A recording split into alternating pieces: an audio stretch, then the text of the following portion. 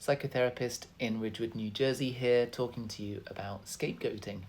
Scapegoating happens when one group projects all their negative feelings, their fears, their anxieties onto a target, and that target could be one individual or another group. So I'm going to talk to you about scapegoating in a school system, speaking mainly to parents because that's who I work with. But of course, scapegoating can happen in workplaces, in family systems, in groups of friends. So often a scapegoat is not chosen completely randomly.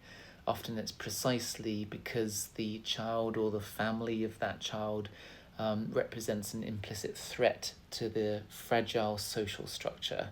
The targeted family or child might be feared or hated because of their independence, because of their authentic individuality, or simply because they refuse to play by the pack's unspoken rules or deference of the social hierarchy, and particularly the alpha. A pack or a group survives because of uniformity and compliance, not individual thought. So a child or a family who are comfortable in their own skin, or who doesn't court the favor of the dominant clique or the dominant alpha, then they're seen as a threat to the social group or the alpha. To neutralize this threat, the pack or the group will engage in relational aggression.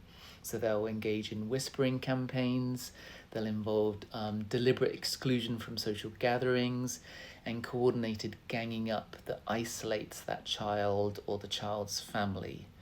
Parenting through this is really, really difficult. It can be really hard to keep your cool, and it can obviously bring up a lot of old stuff from you as a parent when you were a child yourself at school.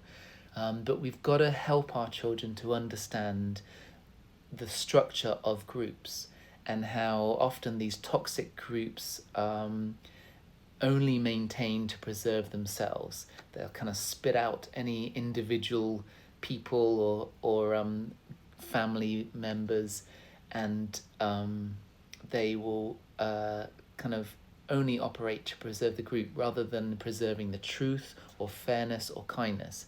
And obviously we want to encourage our child to learn about how to maintain healthy, balanced relationships, which includes gravitating towards people with shared values, shared interests, respecting differences and things like that. Our job as a parent is to constantly validate their reality. When they come home and express pain about their experience, don't try to get them to kind of just move on or act in a way that preserves the social clique. We've got to always maintain that their pain is valid, and their pain is telling us something, that there's something not right, that there's an imbalance in a social relationship. We've got to help our kids develop a armor where they can walk through this toxic environment without bending themselves out of shape, so they don't even know who they are anymore because they're constantly trying to comply with someone else's expectations. They've got to develop a firm, clear sense of self, and that may be sometimes walking through this toxic environment alone. Sometimes it may be clearing their eyes of people who are harmful and looking for the kind people. There's that phrase of kind of looking for the rescuer, looking for the helper. That's another sort of kind of environment, but it kind of it applies here. It's sort of look for your people. There will be them.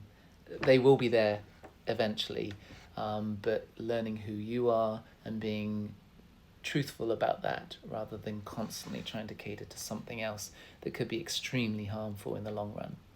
Anyway, I hope you found some of that useful. If you want to talk about this more, explore this together, and then get in contact, you can email or call me or send an online message, and we'll work out how we can work together.